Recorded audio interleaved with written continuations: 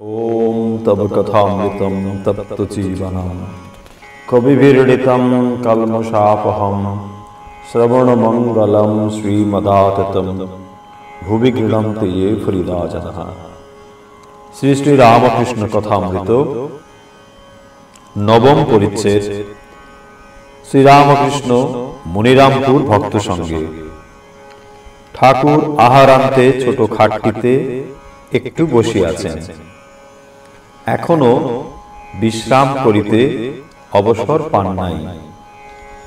ভক্তদের সমাগম হইতে লাগিল। প্রথমে মনিরামপুর হইতে একদল ভক্ত আসিয়া উপস্থিত হইলেন।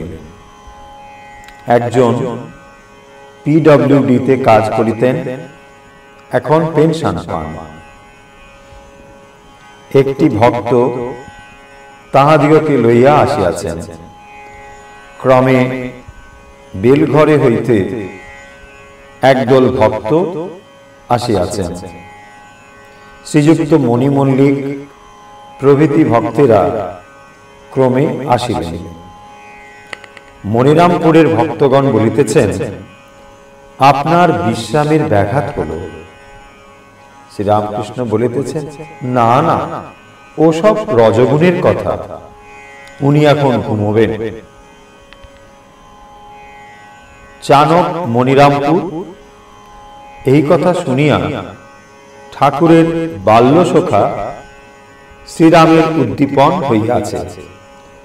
ঠাকুর বলিতেছেন, শ্রীরামের দোকান তোমাদের ওখানে। ও দেশে শ্রীরাম আমার সঙ্গে পাঠশালায় পড়ত, সেদিন এখানে এসেছিল। মনিরামপুরের ভক্তরা বলিতেছেন, কি উপায়ে ভগবানকে পাওয়া যায় একটু আমাদের দয়া করে বলুন। শ্রীরামকৃষ্ণ, একটু সাধন ভজন করতে হয়। দুধে মাখন আছে, শুধু বললেই হয় না। দুধকে দই পেতে মন্থন করে মাখন তুলতে হয়।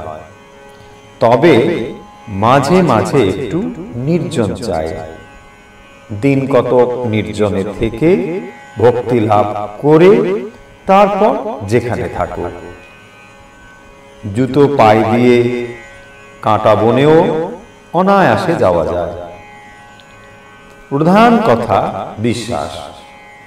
যেমন ভাব তেমনি লাভ, মূল সে প্রত্যয়।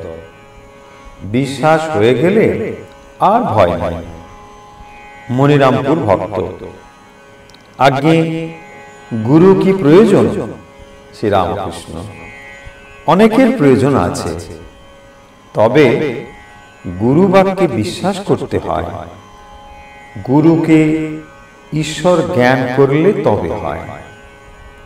তাই বৈষ্ণবেরা বলে, গুরু কৃষ্ণ বৈষ্ণব। তার নাম সর্বদাই করতে হয়।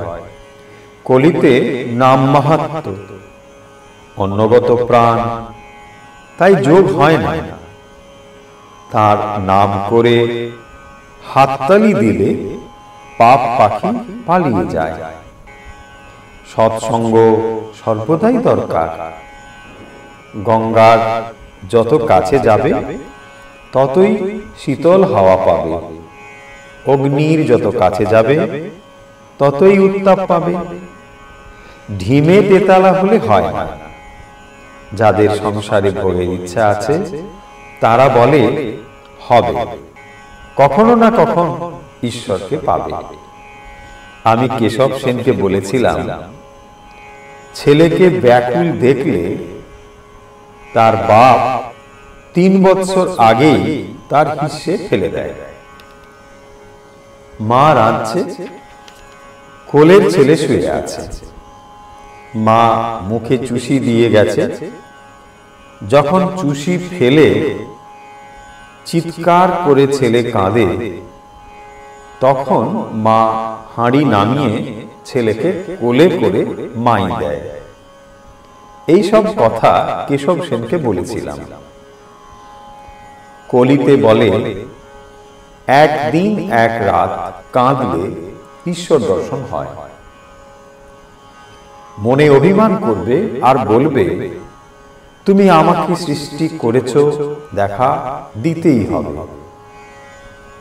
সংসারে থাকো আর যেখানেই থাকো, ঈশ্বর মনটি দেখেন।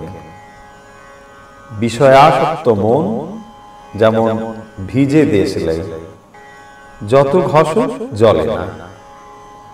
একলব্য মাটির দ্রোণ অর্থাৎ নিজের গুরুর মূর্তি সামনে রেখে বাণ শিক্ষা করেছিল। এগিয়ে পড়ো। কাঠুরে এগিয়ে গিয়ে দেখেছিল চন্দন কাঠ, রূপার খনি, সোনার খনি। আরো এগিয়ে গিয়ে দেখলে হিরে, মানিক। যারা অজ্ঞান তারা যেন মাটির দেওয়ালের ঘরের ভেতর রয়েছে।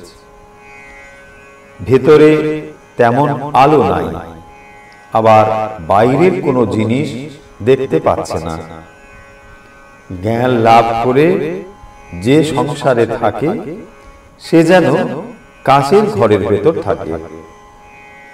ভেতরে আলো, বাইরেও আলো। ভেতরের জিনিসও দেখতে পায়, আবার বাইরের জিনিসও দেখতে পায়। এক বই আর কিছু নাই। সেই পরব্রহ্ম আমি যতক্ষণ রেখে দেন ততক্ষণ দেখান যে আদ্যাশক্তি রূপে সৃষ্টি স্থিতি প্রলয় করছেন। যিনি ব্রহ্ম তিনি আদ্যাশক্তি। একজন রাজা বলেছিল যে আমায় এক কথায় জ্ঞান দিতে হবে। যোগী বললে, আচ্ছা, তুমি এক কথাতেই জ্ঞান পাবে। খানিকক্ষণ পরে রাজার কাছে হঠাৎ একজন জাদুকর এসে উপস্থিত। রাজা দেখলে সে এসে কেবল দুটো আঙ্গুল ঘোরাচ্ছে আর বলছে, রাজা এই দেখো, এই দেখো।